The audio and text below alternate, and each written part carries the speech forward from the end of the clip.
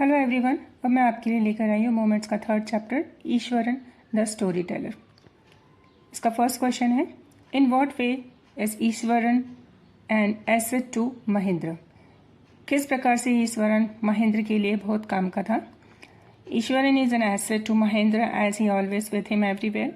He cooks food for him, washes his clothes, cleans the living place, and also entertain him with his unique stories.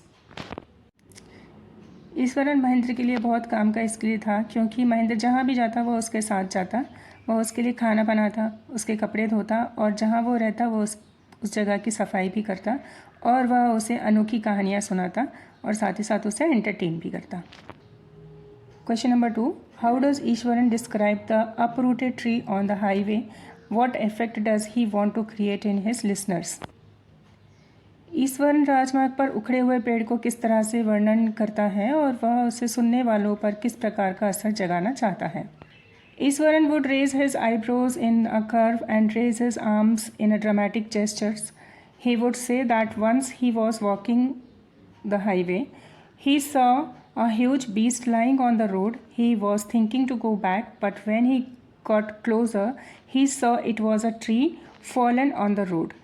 Ishwaran wanted to create curiosity in the mind of the listeners as to what happened next.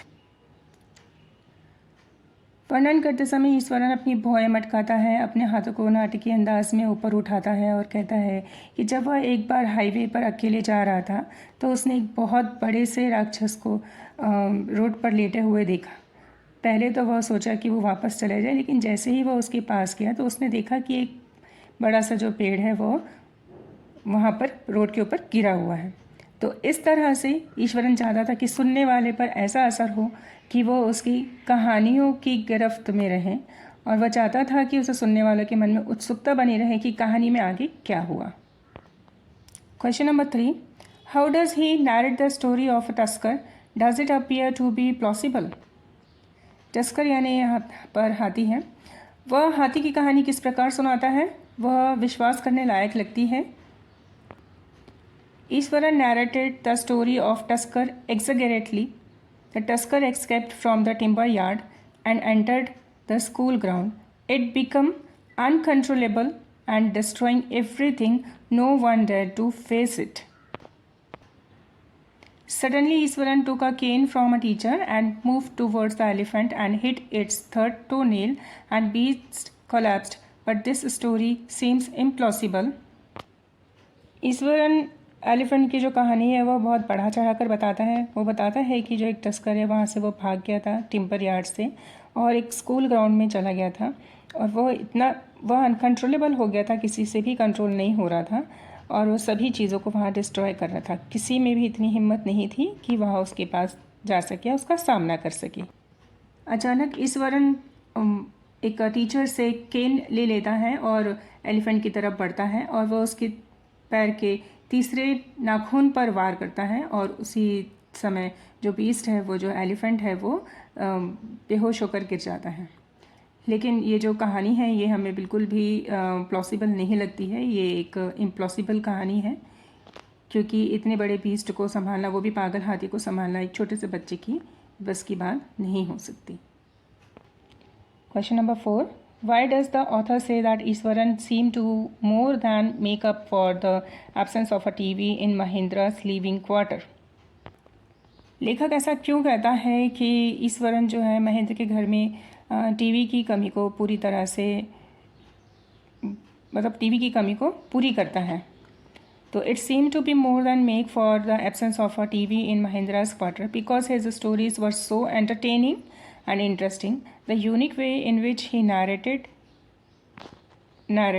used to be full of adventure, suspense and horror. ऐसा लगता है कि महेंद्र के घर TV की कमी को ईश्वरन पूरी कर देता था क्योंकि वो जिस तरह से कहानियाँ सुनाता था, उसकी कहानियाँ इतनी मज़ेदार होती थी कि वो हर रात ईश्वरन की अनोखी कहानियों को वो सुनता था और भरपूर आनंद लेता था, जो कि साहसिक कारनामे, सनसनीपूर्ण व डरावनी भी होती थी। Question number 5. Mahendra calls ghosts or spirits a figment of the imagination. What happens to him on full moon night? Mahendra भूतों और आत्माओं पर मनगढ़ंत सोच कहता था, पूर्णमासी की रात को उसके साथ क्या हुआ. Mahendra scolds Iswaran that ghosts do not exist. After a few days, he woke up from his sleep as he heard someone crying. First, he thought of cat, but as sound grew louder, he was tempted to keep out of window. In the full moon night, he saw a dark figure holding a bundle in its arm. The next day, the presence of ghost was confirmed by Iswaran. Mahendra got scared and he resigned from the job. Mahendra Eswaran को डांटता है कि भूत exist नहीं करते हैं. कुछ दिनों के बाद वह रात में अपनी नींद से जागता है. वो एक किसी के रोने की आवाज़ सुनता है. पहले तो उसे लगता है कि शायद कोई बिल्ली है, लेकिन जैसे जैसे आवाज़ बढ़ती है तो वह अपने आप को खिड़की से बाहर देखने के लिए रोक नहीं पाता है. पूर्णमासी की रात को वह देखता है कि कोई एक साया हाथ में अपने बंडल लेकर के वहाँ पर उसकी तरफ में आ रहा है. तो अगले दिन जो है वो ईश्वरन इस बात को कंफर्म करता है कि वह एक भूत था. महेंद्र डर जाता है और वहाँ से अपनी जॉब से रिज़ाइन कर देता है. तो ये थे ईश्वरन द स्टोरी टेलर की क्वेश्चन आंसर्स. आप इसे लिखिए, याद करिए